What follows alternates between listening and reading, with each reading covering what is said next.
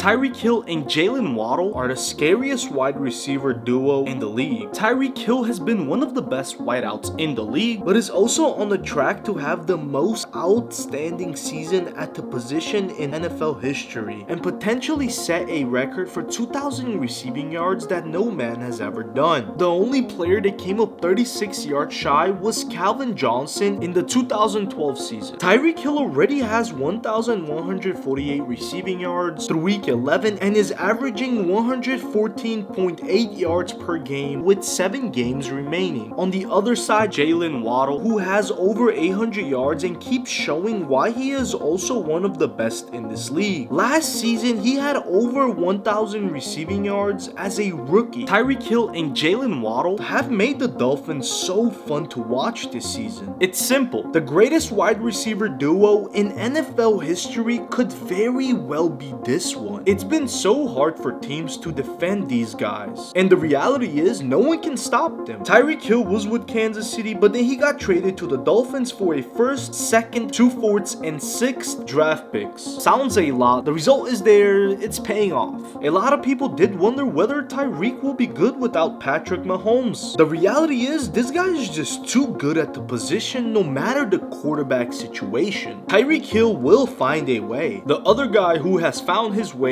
has been Tua Tagovailoa, and has gone from a player who had much to prove to one who is now viewed as one of the best in the league. Tua has over 2,200 yards, 18 touchdowns to only 3 interceptions this season. He has been fantastic, but why? Tyreek Hill and Jaylen Waddle have been primarily responsible. Of course, the Dolphins did the right thing. They went out and got the right guys for Tua. He also has had the time to develop as an NFL quarterback. The other reason is their new head coach, Mike McDaniel. McDaniel was hired this offseason by the Dolphins. He came from the 49ers and has shown the football mindset he has. There was a lot of hype going into this season as to how good will the Dolphins be. Well, they are 7-3, and the reality is this team should be undefeated. Tua Tagovailoa went down in week 4 due to a head injury against Cincinnati, and the Dolphins lost their first game in week 4 27-15, and Tua had to miss week 5 and 6. Week 5 was against the Jets, and the Jets won handedly 40-17. Then week 6 was against Minnesota, and the Dolphins ended up losing 24-16. Those are the games that the Dolphins have only lost. On the winning side, the Dolphins are undefeated with Tua. In the opening week against the Patriots and Bill Belichick, the Dolphins got their first win 20-7. Week 2 was against the Ravens in a high-scoring game. At the end of the third quarter, the Dolphins were down 21 points. But in the fourth, the Dolphins scored 28 points and got the win 42-38. Then week 3, the Dolphins were tested against Josh Allen and the Bills, and it was one of the best games of the season in my opinion, and the Dolphins came on top 21-19. From week 7 to week 10, the Dolphins got all 4 wins against the Steelers, then the Lions and Bears in high-scoring games, and defeated Cleveland 39-17. This team is scary. They can put up points and play good defense at the right moments. They have the best wide receiver duo. Tua looks great, and Mike McDaniel has turned this organization around and is looking promising. They will continue to play well throughout the season as they have a few games left against good teams, and there is not one why the Dolphins won't beat them.